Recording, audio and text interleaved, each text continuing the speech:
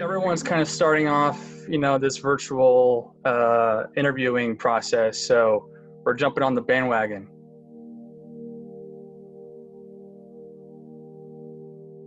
Yeah, actually, most all of our guys are here. We've got almost 30,000 square feet, so we're pretty able to spread everybody out, give them big work areas. Social distancing, everything, yeah.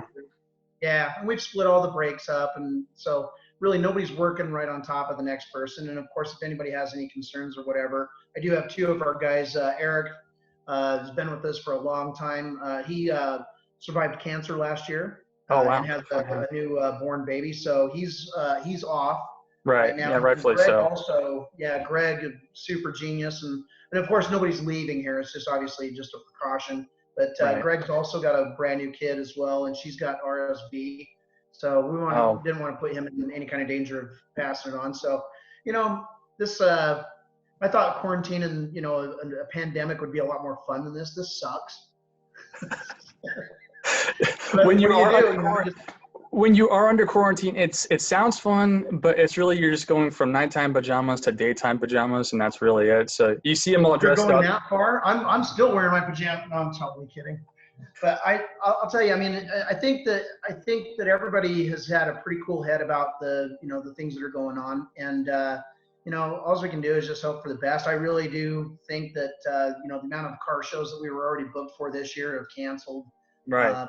My next appearance that I still actually have. This is coming off of last year having 38 weekends out of the year I was on the road. I've canceled everything. My next appearance is not until September.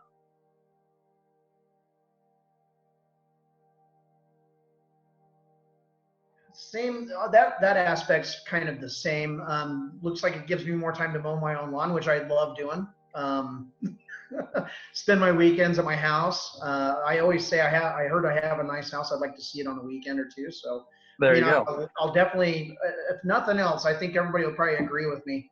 All of the neighborhoods are going to be really, really nice because everybody's had so much time at home, taking care of the yards and it's kind of weird. My wife and I and my dog went for a walk last night in our neighborhood, and we're in a nicer neighborhood, and I have never seen that many families all together walking at the same time. It's actually kind of cool. It really has kind of slowed down the fast-paced life that we were used to a month and a half ago.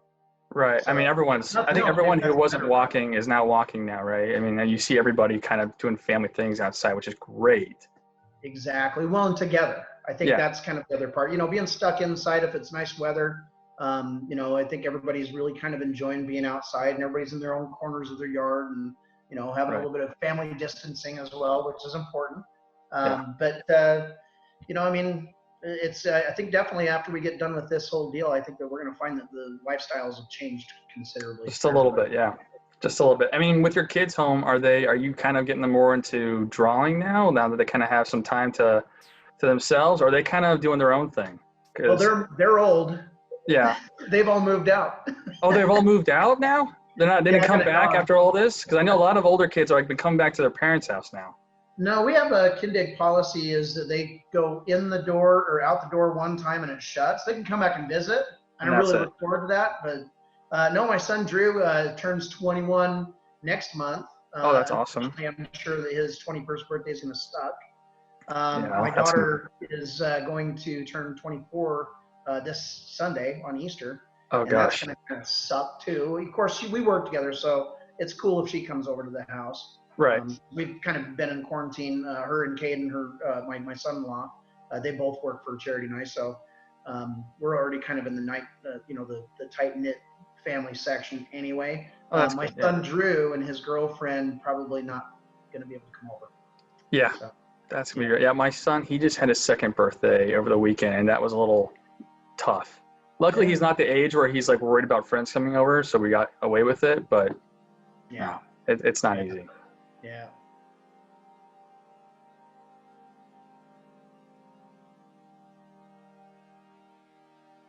Right. Well, first thing in my bag of tricks, I guess, is to not be afraid of cutting something up. Right. And I think that when I look at a car, let's just take, for instance, 65 Galaxy, the convertible that we did a while back, the white one with the red interior. Right. Great body style. Certainly is something that is iconic. But what we wanted to do with that car is not take away what the car was, but just make the fit and finish much more like something you'd see right now from Porsche or Mercedes or, you know, any of the higher end car manufacturers.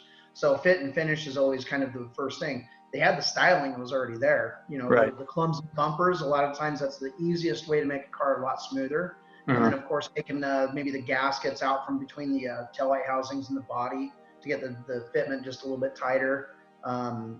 Doing triple plate chrome on stainless and aluminum trim, replacing the trim with solid stock aluminum so it doesn't deviate as you bolt it back into the car. You know, but I think that what my thing is usually is I want to make a car's likeness still look like what it started as, but just, you know, better stance, color combos, and make it still in style in 20 or 30 or 40 years. You know, don't take away too much away from it. So that can be something as simple as, you know, like a 67 Camaro. You know, you want to smooth it up a little bit. 68 Camaro doors are the exact same, but they don't have the vent glass. So now you've deleted one more vertical line that would break up the smooth roof line of the hardtop. So simply changing out a door to get rid of the vent glass, that's an easy one. 67 Chevelles always had vent glass. They didn't have an option for a different door. We make one-piece windows for those that are curved and go back in as if they were built that way originally.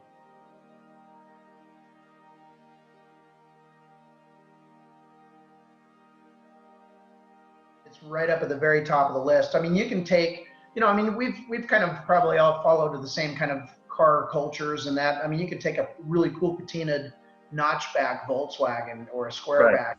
It's got a really good patina. It's not rotted out, but you haven't changed the paint. You get it out of a grandma's possession. You put it right down on the ground. The car's just instantly cool. You know? And so for me, that's always been one of the biggest things is get the car stance down to where it looks cool going down the road or just sitting in a parking lot. And you know, the old days, I mean, I'm coming up, well, let's see, I'm gonna date myself here. I'm 49. Well, you look great. You're good. Well, still good, man. I've been working out. Not really. But, you know, something when I was a kid, you know, I mean, a Volkswagen, I couldn't afford to do body and paint on it or pay somebody to do that. So I had to learn how to do it myself. Something I definitely knew how to do from watching other friends in the Volkswagen Club was learning how to pull a couple springs and, you know, lowering the front of it and then turning the torsion bars in the back. And then all of a sudden, instantly, the car was cool. You needed a set of 145s for up front so you could turn the car. You know, other than that, pretty simple. What we kind of strive for is building a car that if anybody ever had to have it maintained, that they wouldn't want to take it anywhere else because it would scare the hell out of the next shop to, you know, open up the underside of the dash panels and see how nice everything is. I want people to be scared to work on our cars. Just bring them back here because then we can have control, make sure that the customer's car. That's very Mercedes-like. So absolutely, right? You have your own tools and everything, right? Out of the next shop. That's our policy. Yep, scare the hell out of the shop. I mean, yeah, I think anyone would be scared taking it anywhere else than back to you. Yeah, well, and we like to take care. You know, we like to take good care of our clients, and I have almost more than 50% of my clients are actually repeat customers over and over again. We build multiple cars for them, and that's always a good way because they already know what to expect from us. We know what to expect from them, and I don't sell anything you need, and it's all quite expensive. So it's got to be one of those things. Somebody just really wants it and can afford to have it built, and then we just get creative. We don't have to worry about the finances or being tight in certain aspects. We can just get creative.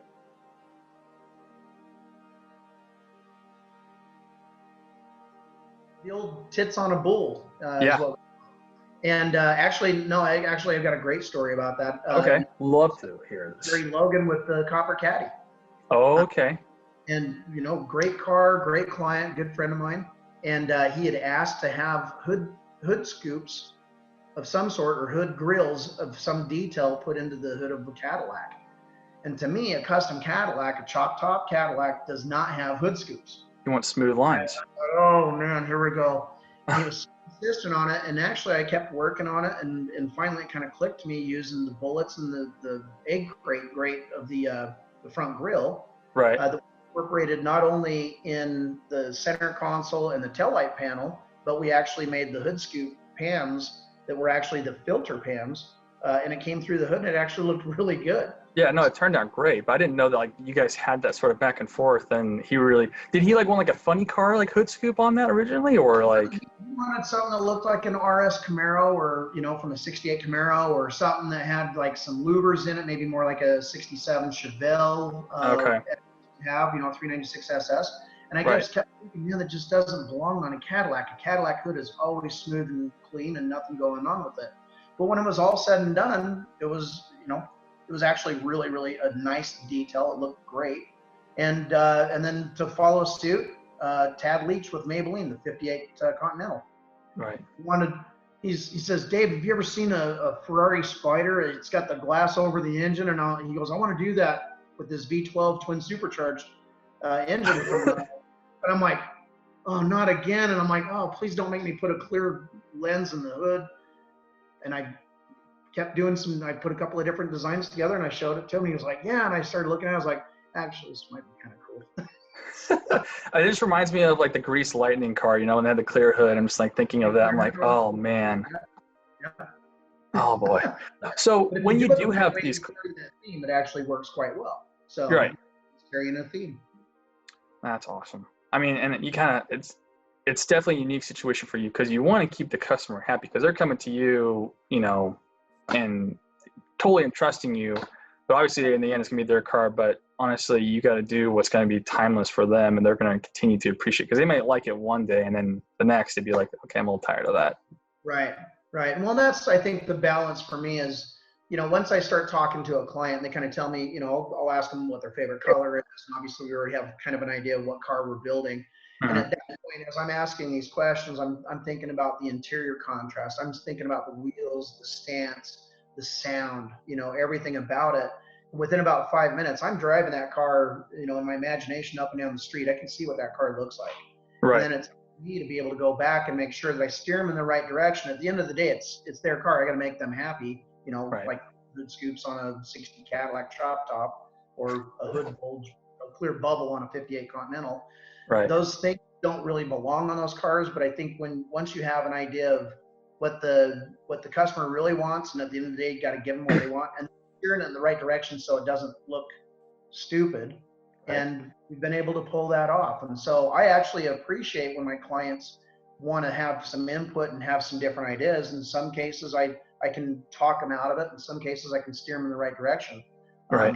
Example again was like with the Copper Caddy. He wanted every piece of bright work done in copper.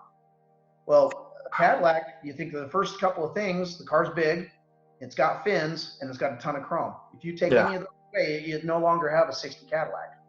Right, so it's like a totally new car at that point. Exactly. And the contrast with the copper against chrome is a beautiful contrast, and you get it. And so it can still be the Copper Caddy without having every piece of trim done like that. So down to the side trim, we made 2 different pieces of material. One was coppered, and then we clear coated it. The other one was triple plated chrome, and then put those 2 together and put it down the side of the car. It looked marvelous. That's awesome. And same with the grill, all of those details with the copper bullets. And everybody's like, man, that's such a cool idea, putting bullets in it. I was like, that's the stock grill, bud. We just coppered. So, but it just looked cool. Yeah, but just that contrast is just amazing. Like some of the, a lot of those features, those old cars, you just wish they kept them. I mean, they took sort of design features from like battleships from like in the 40s and 30s and stuff, and then 50s, it got like really swooped and long, and the fins. Aircraft. Yeah, aircraft. I know. Cadillac and aircraft actually always swap design elements back and forth. Did they really? And didn't Plymouth do some sort of rocket program as well at one point, I believe?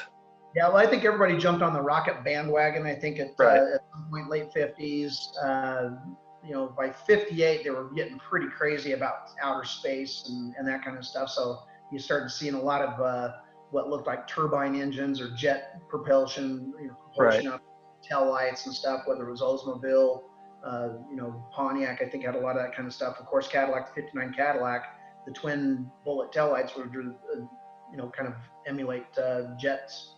Mm-hmm. So, yeah.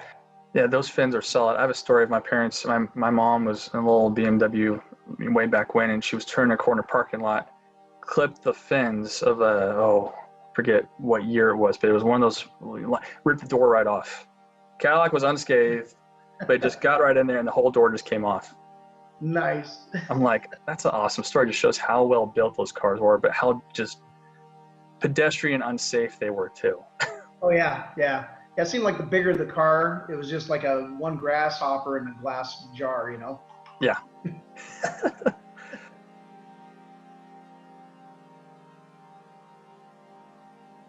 No, I don't. You know, what's funny is I don't really see any solid trends. I mean, I've got a lot of Corvettes going on right now, which normally in a hot rod shop, everybody's like, well, we don't do fiberglass cars. Right. These cars, they're a lot of fun to drive. You open up the cabins a little bit where a guy that's 5'11" actually can fit in the car. Right. Lots of horsepower, whether you're running a roadster shop chassis or an Art Morrison frame, so you're improving the stance, the handling. I do a lot of engines. Most all of our engines at this point are coming from Ken Lingenfelter back at Lingenfelter Performance. So Right. plenty of power, reliability. We use a lot of built specialty reels and built specialty true tracks on these LSs and LTs. I wouldn't say there's a strong, just one straight direction that we're going. But I do have a lot of C2 Corvettes right now. I'm actually really excited. We're actually working on our 53 Corvettes. It's a concept styled car. We're actually working with Doug Graff up at CRC, which is the guys cool. Corvettes with the C5 and C6 bodies. And right. I think he's got a 58 Roadster. He does a 63 split window, 67 Roadster, and a 62 convertible. So he's been seeing a lot of kind of a drop off of his clientele with that style of car. Those guys are, I think, getting too old to drive them or whatever is what he's afraid of. So it just so happened he was actually moving into a smaller building to downsize a little bit. And I happened to call him up because we're building this really just over the top 53 Corvette. And I want to pull molds off of it. I've got a couple of them sold. And I started talking to him. We decided to do them out of carbon fiber instead of out of fiberglass. So we're just finishing up on the molds right now. They'll go up to Washington. They'll start popping out the bodies. And Roadster Shop's building our first forged chassis. So you'll get to see these things. Unfortunately, I hate to say it, but I kind of have a feeling that the SEMA show is not going to happen this year. I know. With everything going on, these shows falling off. And I think people are like, oh, we'll just see it online. Well, the show, though, you don't get the whole presence of a car just online. Yeah, it's not the same. So without getting back into the coronavirus thing, I'll tell you a lot of stuff has kind of changed, but we're not going to pull back on the investment that I've got going right now with these cars. I think we're going to just keep motoring on and get them done, and hopefully when the sun comes back out, so to speak, we can jump in their hot rod Corvette and can dig it and sell some of them and make it worth our while. There you go. No, well, we're looking forward to seeing that thing be unveiled. So however way it is, we're anxious to see that, and hopefully we can post some pictures here on Clasiq when that does happen.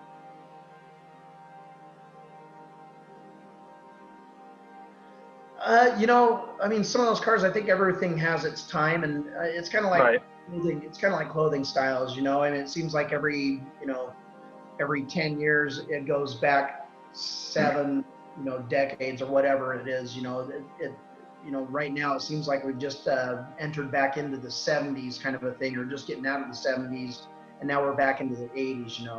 I think that for me, when I was growing up, Hot Wheels fantasy style cars, I thought were something that was really cool, something that was really over the top. And of course, when they built the twin mill, Twin mill, that was such a cool piece. And then when I think it was 5-Axis had redone the Diora 2, which was that I guess what the hell would you even call that? It was based on a Ford Econoline truck. Right.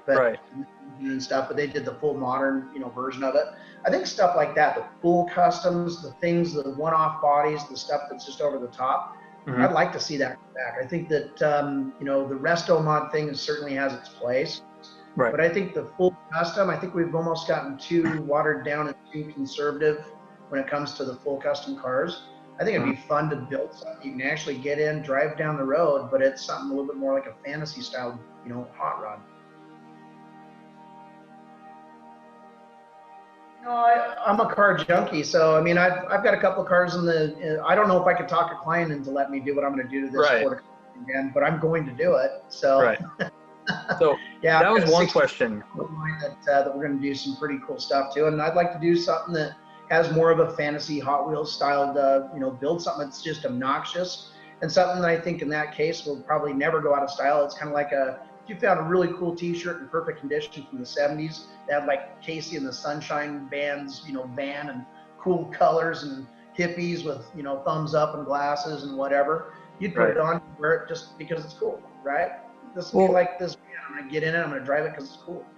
Yeah, and that twin mill design, looking back, twin mill, if we're looking at Hot Wheels, that thing, people don't realize how old that design actually was and how long it's actually lasted. Everyone's like, oh, look how modern. My kid still gets new ones, right? They keep making them because it's a timeless design. But it was a one-off, right? It was just on its own. Yep. Yeah, and I think, when the new Challengers came out, I actually took the liberties of making a street drivable style nostalgic funny car out of one of those by putting the axle forward in the body and putting some zoomies out, right behind the front wheels, and giving it kind of that cool nostalgic dragster or funny car look. But it was a street drivable car. I'd love to build something like that. I think it'd just be a fun thing to have, and life's short. It's one of those things where if you're not standing out and having fun, I mean, there's just a lot of times no point in getting out of your PJs. So, me, I like to be able to pull through my neighborhood and maybe upset a couple of neighbors, but mostly get thumbs up from the kids, and some of the dads will go, yeah, I remember back in the day, something cool like that. So.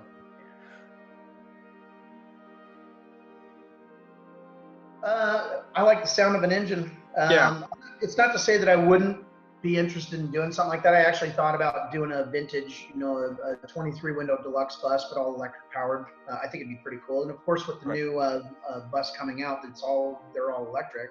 You can get a lot of torque and a lot of fun out of an electric car. If you've never been in a Tesla that's had the ludicrous download, and if you've never been scared the shit out of, that is a great way to go, because it is a lot of fun. It's very fast,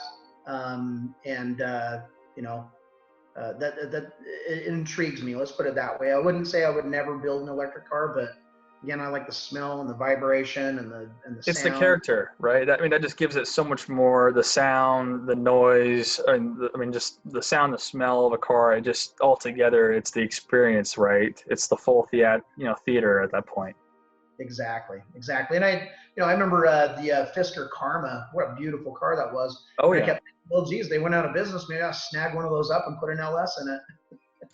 Didn't Bob Lutz do that? Didn't he buy up a couple of Fiskers? He started throwing a bunch of LS motors in there. Yeah, as I understood that he was, and actually, I think that's a beautiful car. I mean, my daily driver is a Porsche Panamera Gran Turismo, and it's there you go. That's all-wheel drive, all-wheel steering.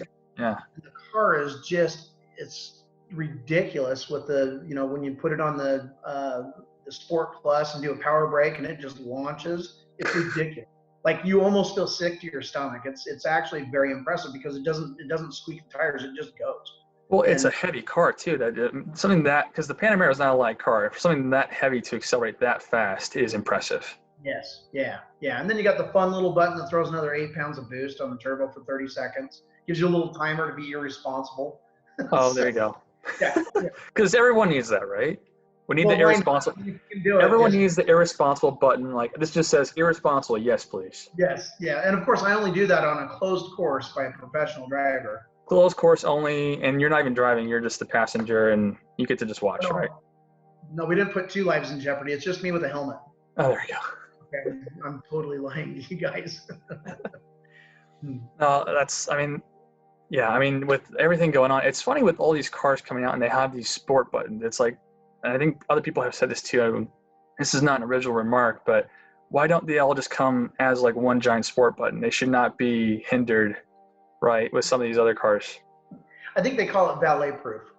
I guess so, but even then, I've seen valet drivers get around that still. Right.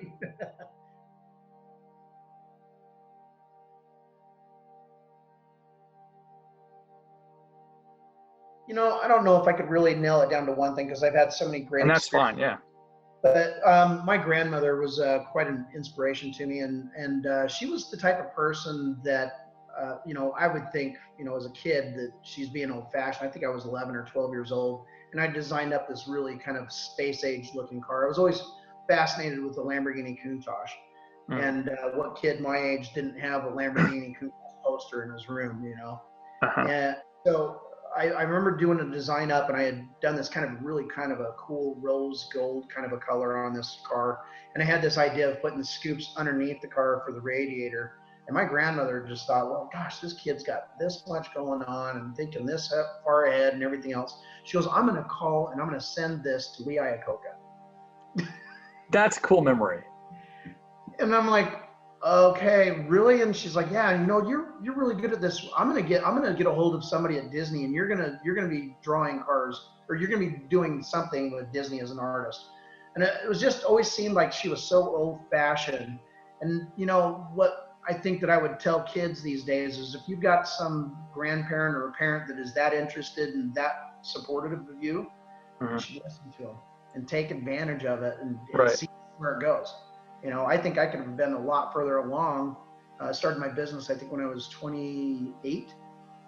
And to be honest with you, I think I could have been a good 5 to 10 years sooner than that, had I just threw caution to the wind and said, well, it might sound kind of old fashioned, but just go for it. What do you got to lose?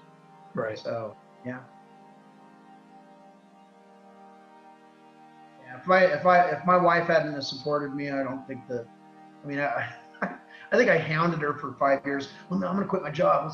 Let's go start a hot rod shop in the backyard. And she's like, no, just wait. And of course we had Bailey, and then 3 years later, Drew came along, and I finally talked her into it because I'd been discovered doing renderings when I was working at High Performance Coatings. And, one thing led to another. I could do one drawing in a day and make more than I made in a week working 60 hours for HPC. So I was like, well, why wouldn't I just do that? So she finally seen it, and of course I quit. And 2.5 months later into the business, I outgrew the garage and moved into 4,500 square feet in the building that I own now. Right. And kept growing and just kept putting it back into the company, more equipment, more guys, more savings, trying to make sure that we were going to stay on top of things. We've been through a lot of tough times, as far as 9/11 was exactly 2 days before I was supposed to move into the 9,000 square feet. And I'd already Was it really? Wow. So I sat there watching a little 10-inch black and white TV with my guys, and we didn't work at all that day. We just sat there and watched everything that was going on. And I was like, well, crap. Yeah. There goes all my clients' money, all of the, everything that we thought that our clientele was. But I said, well, guys, it's too late now. I said, let's make the move. Let's see what, let's get this thing set up. And life goes on. And almost 2 weeks to the day, it seemed like things were getting pretty close to back to normal. And I had a long line of guys waiting to work on their cars. They wanted stuff done. So whether it was still complete jobs or if we were just doing maintenance, we never lost any kind of income. We still had the same amount of growth that year. And then, of course, fast forward to 08, 09 when the housing crash happened. A lot of my clients were home builders, and of course, people had money tied up in the markets and investment properties and that kind of stuff, and everything just went right in the toilet. Again, still had the same amount of growth, just changed what we were doing, changed our offerings a little bit to do more maintenance, maybe just doing an engine swap or a flame job on a hot rod, or changing up the wheels or doing upholstery.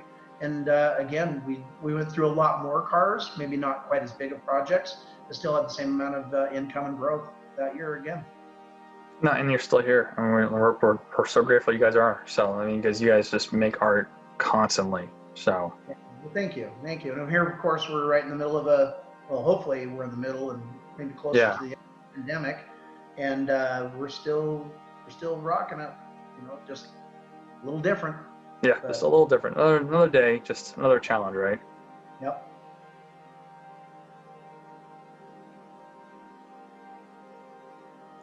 I think there's quite a few out there. Jesse Greening's a great friend of mine, Greening Auto Company, back in Alabama. You've got the Roadster Shop, Phil and Jeremy build an awesome car, and of course a great chassis. There's so many guys. There's some smaller shops too. Alan Pound, friend of mine down in Texas. He does a wonderful job. A lot of Camaros.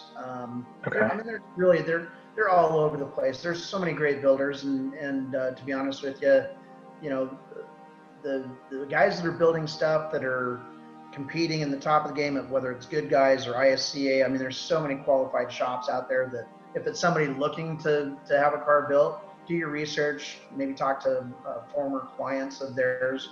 and just figure out if that's who you want to build your car. But yeah, there's some great builders out there. I admire a lot of other people. That's I guess the thing that's different about me is in this industry, I've always been told it's not called copying, it's called research. Right. And when somebody takes the same kind of style cues that I put out on a car and they do it on theirs, it doesn't upset me. Actually, it makes me really proud that somebody else seen the same thing I seen and wanted to do something that was clean and classic and custom. And so, in my opinion, I love to look at other people's cars.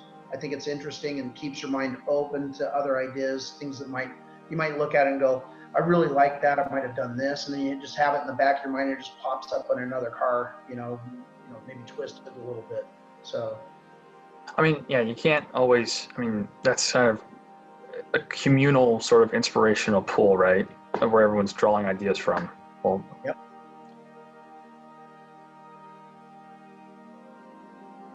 No, I mean, to be honest with you, I mean, I'm a fan of, Volkswagens. Everybody knows I'm kind of into the VW stuff. Got some really cool ones that we're building right now. Okay. Which is a 50 Hebmuller. We're gonna really, as long as nobody shoots at me. We're actually doing a very cool custom. This one we restored the original pan and transaxle and drivetrain, but it's going to be sitting as a museum piece on the side of a brand new IRS chassis that's got an automatic Vanagon transmission, big motor, narrowed front end, disc brakes all the way around, and basically we'll be able to take this custom Hebmuller resto mod off of the custom chassis and put it back on the stock chassis. So I'm not ruining it.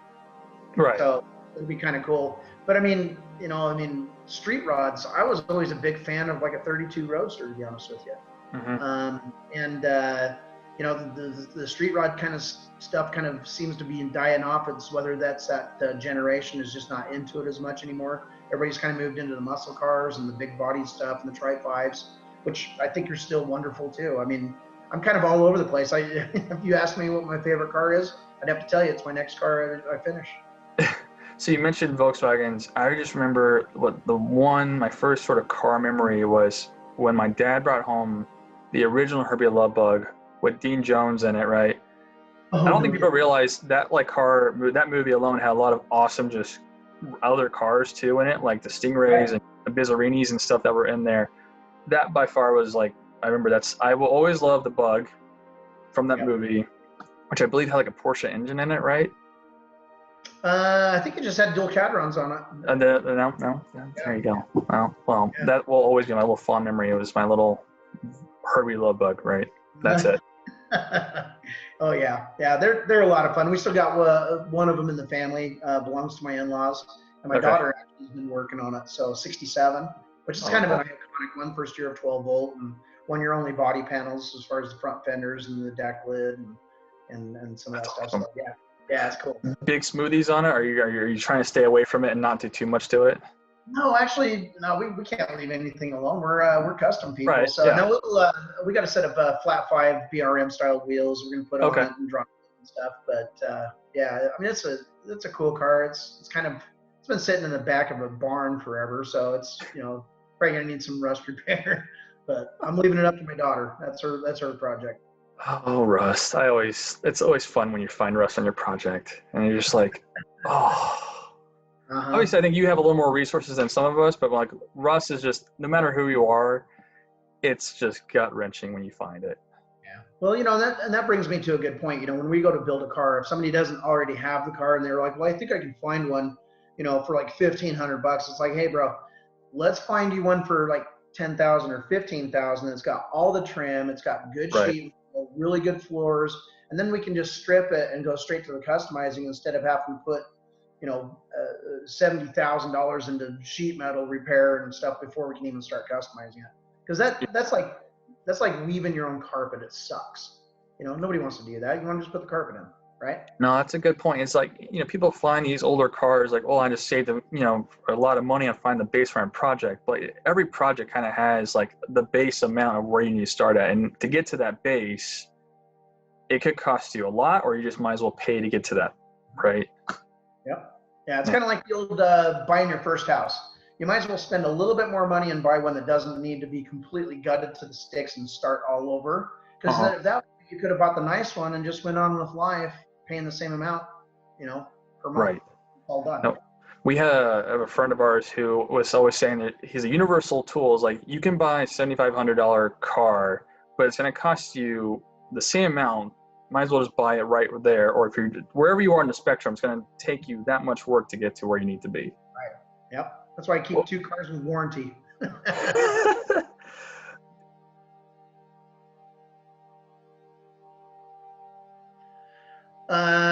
Somebody taking it on themselves and learning as they go, I'm assuming is what they're kind of talking about there. Yeah. Definitely buying a project. Don't take too much on at a time. Usually starting with a smaller project, but doing it yourself. There's so many different ways of figuring it out.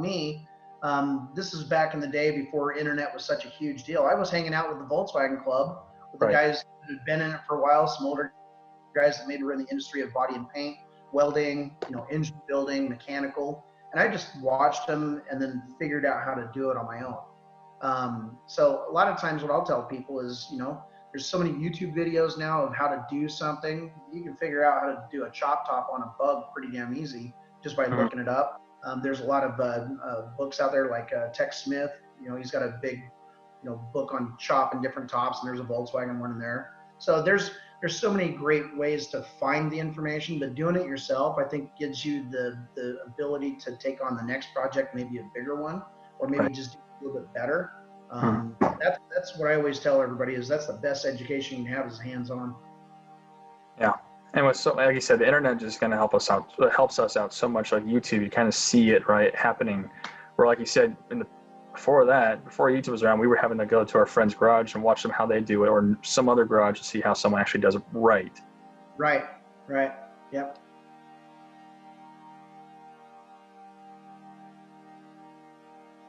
Yeah, sure. It's actually, as far as Bitchin Rides goes, they were just a fly on the wall, the production company. Kind of cool. My interviews and when you kind of see us talking about what's going on in the scene of building the car, that amount of filming maybe takes like 15 to 25 minutes a week.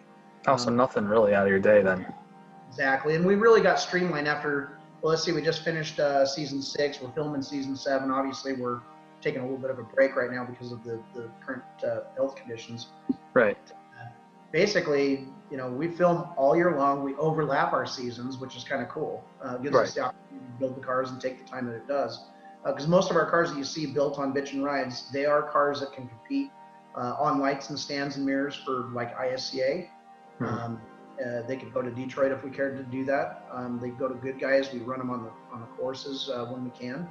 And so, basically, those cars are legitimately 4,000 to 5,000 hours per build, and sometimes more than that.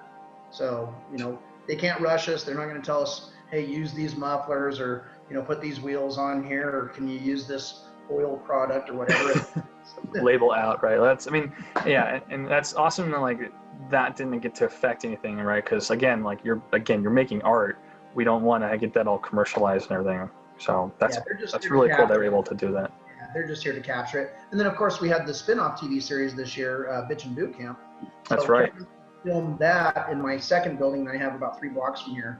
And what we did on that one is we brought in 12 contestants from all over the country, and they all competed against each other for welding skills and fabrication skills, and whittled them all down, fired everybody except for one. So I can't tell you who that is. No, I know. We can't ask you who because it's still, we're wait to see. And again, this is all, you can see this all on Motor Trend on demand, right? And to see it on streaming. Cool. I want to make sure all our viewers can see or know where to look this up, because I know Bitchin Boot Camp's coming up, and then obviously you can watch Bitchin Rides at any given point in time. So be sure to go on and watch it. Yeah. If you have, because you're not doing anything else right now. You got nothing else to do. My spin-off TV series couldn't have come at a better time.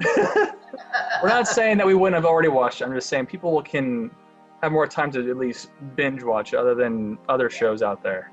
Yeah, absolutely.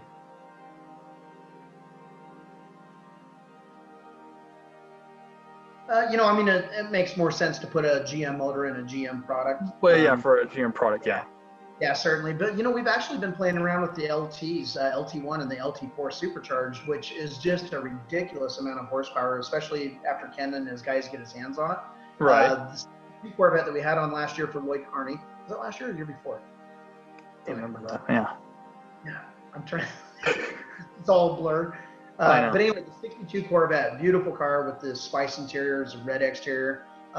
We built that for Lloyd Carney, and we put an LT4 in that. It was 820 horsepower at the crank, which is way too much for that Corvette. But he's a track kind of guy. He's had that car on the track. I got video of him out autocrossing it in Northern California.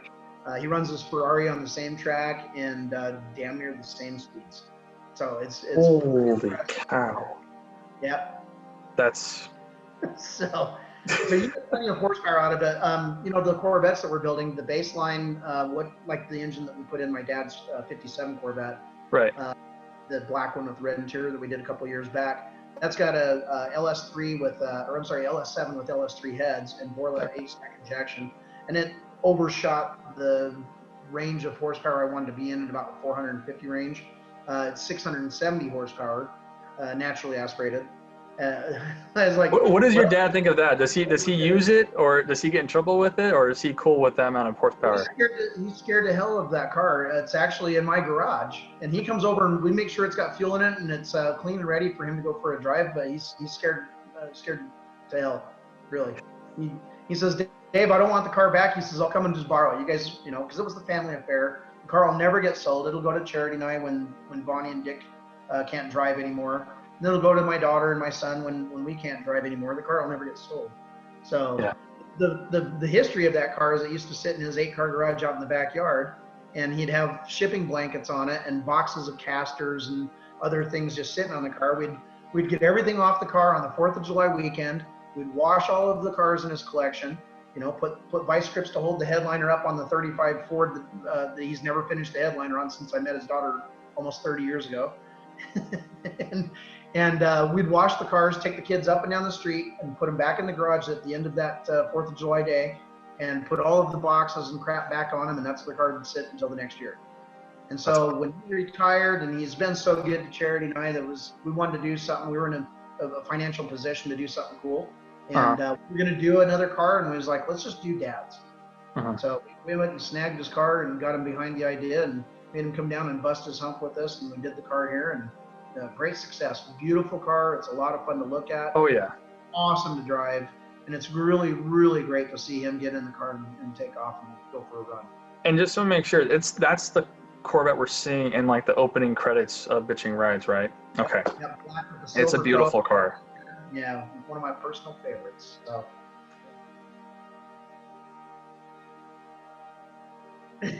Well, I have to drive them, make sure that they're, what I call valet proof. Right. So, I do drive them into the neighborhood every once in a while. I got a couple of car junkies at the lead of the entrance of my neighborhood that usually are on a scooter of some sort or on trying to text me and go, hey, was that you that just went up the street? I could have swore I seen the car that was on your TV show, and yeah. So they kind of look at me like, if they don't know that I have a car show, they probably think I'm like the biggest drug dealer on the planet.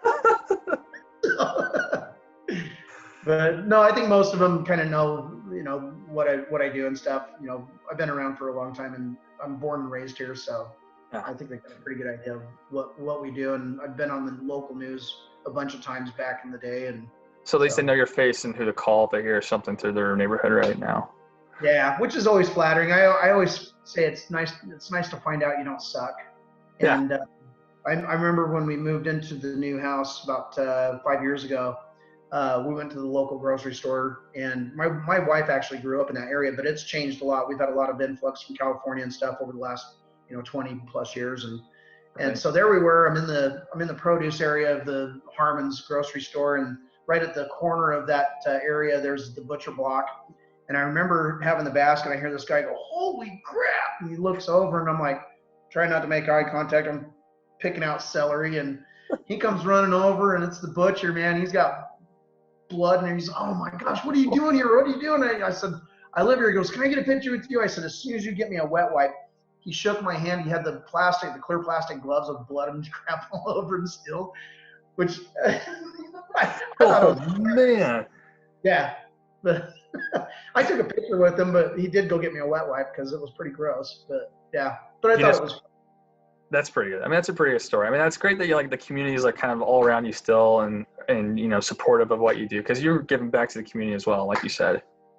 Well, thanks. Yeah, we've tried to be a good, vital part of the community, and I'm lucky enough to go to work every day and build somebody's dream car. I get to work with 30 wonderful people, Hmm. and so life is good. Life is really Oh. good.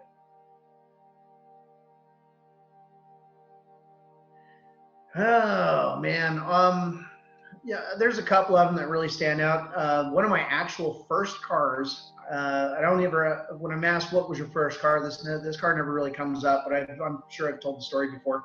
I worked at Tom McCann's shoe store was my first job. I started Hmm. there when I was almost 16, and Rudy, the assistant manager, super cool guy from Montana. He had a '65 fastback Mustang, and he had a '63 Riviera with the Buick Riviera with the The boat 401 and tail? switch pitch. No, this is before this boat tail. I had the clamshell headlights, and Oh, it was okay. green, so not exactly the color combo of the chick magnet that I was to be. But he says, Dave, you don't have a car yet? And I said, no. He says, I'll tell you what. He says, I'll sell you that Buick Riviera for $500 and I'll take payments on it. I was like, whoa, really cool. So there I am with my new wave front, haircut, and then those big old mullet in the back. You have I'm the driving. mullet? All right. Yeah, new wave mullet. That's different. Okay, new wave mullet is different. We gotta make that very clear for our viewers. New wave mullet is very different. Yeah, it makes it okay. So there I was, 2 weeks, 2 speeding tickets that equated more than the $500 I needed to pay for the car. So I gave the car back to him. So that one, I think, that one got away. That was a bummer. So maybe you see that maybe in the future as another car, maybe that will be in your sort of collection. We probably see that, right? Yeah, I think so. I mean, I've always been a big fan of that body style. And of course, JF Lanier is a good friend of mine, the one, the Riddler with that style of car. Of course, he inserted the boat tail back in.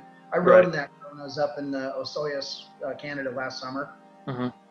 JF's a great friend of mine. He's crazy as cat poop. I'm telling you, that car is fast as hell. And for a Riddler, kudos to him, man. Normally a Riddler is not a drivable car. Right, And, it's a boat. JF ran that car for the Optima Challenge. I mean, that car's legit. It goes like nobody's business. And just a great guy. Took a hell ride with him, and man, it was a lot of fun. So that's awesome. Yeah. I wish we could show pictures of that while we're doing this. Unfortunately, the only production team I have, I can just show this is actually a classic episode, right? That we're actually here. But this is all the production we have as far as visual and graphics go. But maybe next time we can have you on here and start showing these cars. Cool. Yeah, you tell me when you want an investment. I'll send you some backdrop. Oh yeah, no, we'll probably need the. I don't know if it look. Got the Mercedes on my calendar back here, one of my personal favorites. So. Well, Dave, we just want to, thank you so much for just taking the time out of your day, talking with us. I know you guys are still working, still busy, so appreciate it. For those of you guys watching, watch Bitchin Rides and Bitchin Boot Camp on Motor Trend on demand. You have the time. You can do it now. You're at home. We know this. We know where you all are. Yeah. We'll be watching you. We'll be watching. No, we won't be doing it. We will not be doing it. Well, Dave, any other closing words you have for our followers and those who are watching today? No, I hope everybody stays safe out there. My heart's out to anybody that's suffering from this pandemic, and hopefully we all get back to normal. Just keep your cheese on top of the bread, so to speak. Don't get too crowded into your own mind. So take some time with your family and enjoy the time off. I mean, do yard work. Yeah, do yard work. Spend time with the family. This is the time to do it too. So. But take good care of yourselves, please. Yeah, and I look forward to being back to the normal. And Chase, it's been a real pleasure to be on Clasiq with you guys. And I look forward thanks, man. I appreciate it. Hey, and for those of you watching, thanks again. We'll be doing this again soon. Dave, hopefully we can have you on here again. This was fun. And hey, thanks. We're going to cut this live, and we'll talk to y'all soon. Take care. Take good care. Stay healthy. Hey, all right, Dave. That's it, man. I want to say, thank you so much. This was so fun. I'm a fan, so I had to kind of keep my fanboy level down till as best I could. So good, man. It was a pleasure. It was a lot of fun. Let's do it again. All right. Hey, thanks, Dave. Have a good one. All right. Take care. Take care. All right. Bye. Bye.